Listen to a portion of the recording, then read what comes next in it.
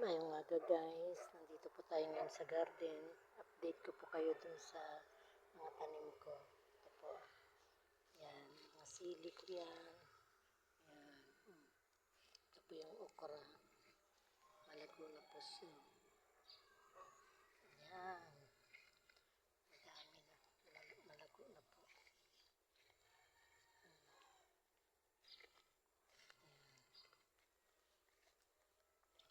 Tapos naglipat po tayo kahapon ng talong. Ito po yung talong ko, nilipat kahapon yan. Bagong tanim ko lang po yan kahapon. Yan. Kasama po yan. Ayan. Yan po sila. Tapos may dalawang puno po ng kamatis. Ayan po, tignan niyo po yung sigarilyas ko. Buhay na. Daming bulaklak. Saka ito po yung patola ko. Malago na rin. Ayan po. Ayan. Papaya po yan. Ito po may bagong tanim tayong 3 puno na papayan dwarf. Dwarf po yan. Ito ang ating malunggay na imported. Ayan po.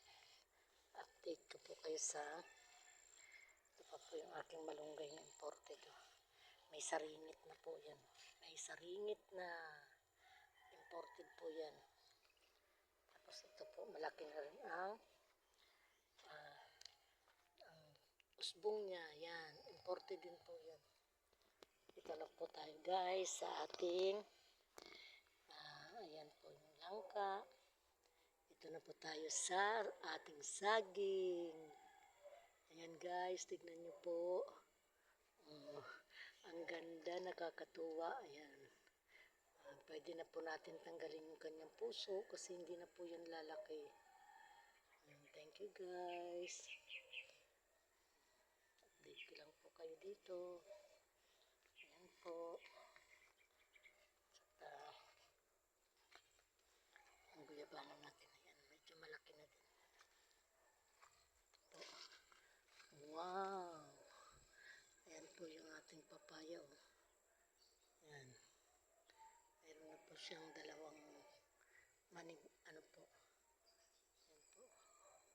Thank you guys. God bless. Mayong aga sa tanan.